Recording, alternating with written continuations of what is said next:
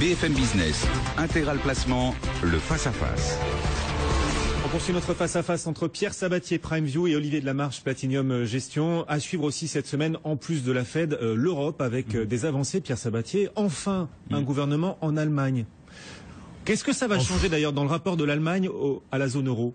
Est-ce qu'elle va assouplir ses positions? Non, je crois absolument pas. Non. Enfin, globalement, pour le coup, je pense que les gens sont plus stressés par la Fed que par le gouvernement allemand. Tout était déjà dans les bacs. Là, en l'occurrence, c'est mettre des têtes sur des postes. Mais la ligne directrice, elle est très claire. Elle est assumée par Merkel, par personne d'autre. Même si il a fallu faire quelques concessions avec les partis en face. Oui. Mais clairement, en fait, je crois absolument pas que ça change la donne. La seule donne qui pourrait changer en Europe et qui pourrait contribuer à l'essor des marchés financiers européens, là encore on revient au sujet initial, c'est la Banque Centrale Européenne. La Banque Centrale Européenne, elle est toujours sous influence allemande et la position allemande, elle n'évolue pas, elle est plutôt dans une banque centrale avec des politiques relativement plus rigoureuses que ses voisines que sont la politique monétaire américaine, japonaise ou anglaise. Et c'est la seule chose qui pourrait véritablement créer une rupture.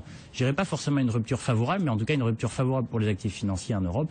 Et celle-ci, je la vois pas venir parce que c'est toujours Merkel à la tête et elle est toujours portée par une ligne relativement rigoureuse. Est-ce qu'à l'inverse, le départ d'Asmussen pose une question dans cet ordre d'idées que vous mettiez en avant, Pierre?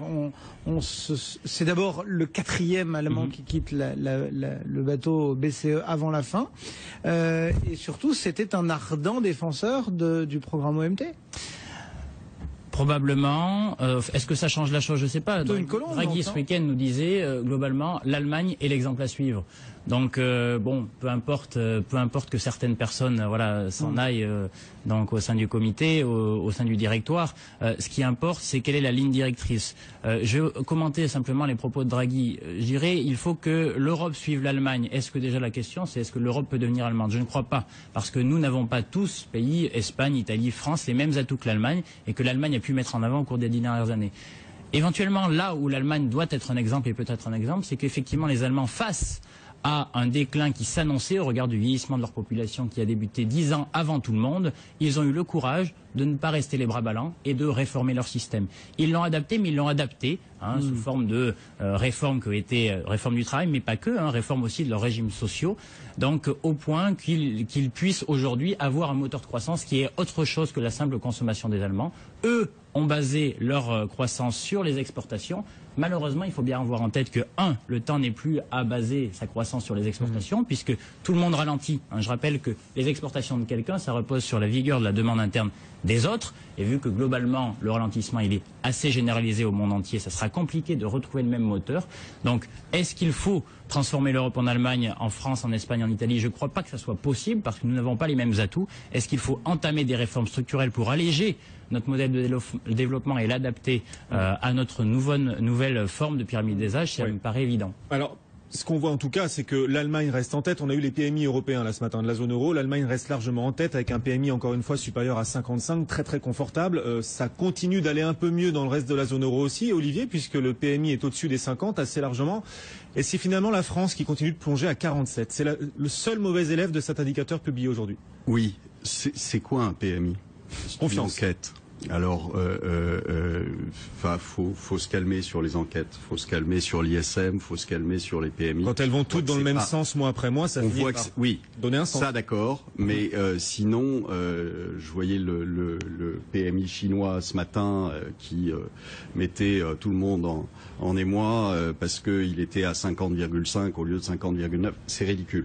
Bon, donc que maintenant on soit nous à 47 et que on soit le mauvais élève de la classe, ça fait longtemps qu'on est le mauvais élève de la classe. La seule chose, c'est que pour l'instant les marchés s'en sont pas encore aperçus. Ils croient sûrement encore au Père Noël. Pendant ce temps-là, nous, on se prend des coups de bambou sur les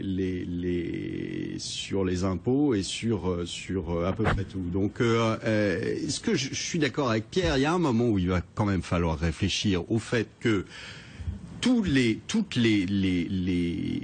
grandes avancées ou les grands avantages acquis sociaux et compagnie ont été faits quand on avait des croissances de 5-6%.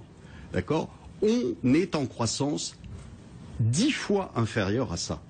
10 fois inférieure à ça. Est-ce qu'on peut penser à un moment que avec un salaire de 1000 € par mois par rapport à un salaire de 10 000 € par mois, vous avez le même train de vie. Non, vous n'avez pas le même train de vie. Est-ce que vous avez les mêmes possibilités? Non, vous n'avez pas les mêmes possibilités en termes de dépenses. Donc il y a un moment où il va bien falloir quand même qu'on se pose la question, sachant qu'on ne récupérera jamais les 5 ou 6% de croissance, ou en tout cas pas dans un horizon connu. Donc ça veut dire quoi? Ça veut dire qu'il va falloir qu'on s'habitue à vivre avec 0,5. Si on s'habitue à vivre avec 0,5, je suis désolé, mais il va falloir quand même qu'on fasse quelques petites réductions de coûts. Le modèle, c'est la Grande-Bretagne et une retraite repoussée à 70 ans, Pierre Sabatier? Mais c'est déjà acquis partout. En fait, la réalité, c'est pas la question. Je crois qu'on pourra en reparler parce que c'est un sujet qui est beaucoup trop long.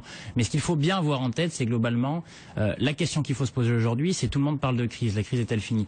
Nous ne sommes pas en crise, nous sommes en transition. Pourquoi? Parce qu'une crise, ça voudrait dire que l'état final, lorsqu'elle est partie, la crise, recorrespond à l'état initial. Olivier l'évoquait juste avant. L'état initial, c'est plus 3% de croissance. Non, nous ne retrouverons pas plus 3% de croissance parce que notre potentiel de croissance tourne plutôt autour de 1% aujourd'hui. Ça veut dire quoi? Nous sommes en transition. Et ce qu'il faut retenir des Allemands, c'est qu'ils ont fait ce constat-là dès le début des années 2000. Et donc, ils n'ont pas fait le constat d'une crise, ils ont fait le constat d'une transition. Et lorsqu'on est en transition, on fait évoluer son business model. Les entreprises le savent. Et globalement, c'est ce qu'ont fait les Allemands les premiers. Et donc, ils ont réussi à passer outre ça. En France et d'ailleurs dans l'ensemble de nos pays voisins, l'objet aujourd'hui, c'est de poser le bon diagnostic. Nous sommes en transition, ce qui réclame un changement de business model, une adaptation de notre business model assez profonde. Et pour l'instant, les prises de conscience ne sont pas encore assez mature. Bon, la transition sur 2014, Pierre Sabatier, sur les marchés, là, quels sont les marchés qui, d'après vous, vont le plus progresser? Déjà, est-ce que vous restez optimiste sur l'ensemble de l'année 2014 pour le marché action? Mais globalement, sur l'ensemble de l'année, c'est trop long, je pense, mais je ne crois pas que les moteurs de cette année s'arrêtent, à savoir que le seul moteur qui compte, c'est la politique monétaire. Elle restera accommodante et très accommodante aux États-Unis, elle le restera au Japon, elle le restera au Royaume-Uni, elle ne le deviendra pas en Europe. Donc, globalement, vous avez une hiérarchie qui est assez simple. Le Japon, c'est sûr, ça va continuer, jusqu'au jour où on se rendra compte qu'ils impriment des billets de banque pour financer leurs dépenses, mais peu importe, c'est pas l'heure. Donc le Japon, les États-Unis, le Royaume-Uni dans une moindre mesure, et derrière l'Europe, parce que l'Europe n'a pas ce tigre dans le moteur, qui est un tigre artificiel, mais qui pour l'instant est là, et qui permet de faire gonfler cette bulle progressivement. Donc l'Europe restera à la traîne en 2014, même si la Fed ralentit son QI? Oui, effectivement, parce qu'il n'y existe pas aujourd'hui de financement, du besoin de financement public par l'impression de billets de banque dans la cave de la Banque Centrale Européenne. Merci messieurs. Notre face-à-face du jour, donc Olivier Delamarche et sa très jolie cravate de Père Noël pour Platinium Gestion et Pierre Sabatier chez PrimeView. Merci à tous les deux. Bon retour. Merci. Je vais vous l'offrir, Cédric. Oh là. Merci. Le CAC 40 gagne 0,8% pendant que vous parliez, Olivier. La hausse s'est accélérée sur le CAC 40, c'est dingue. Ah, c'est superbe. 4093 en ce moment. C'est la preuve que je vais la garder encore longtemps. Ouais, bah gardez-la. Lafarge en tête du CAC, plus 2,5%, 51,69 €.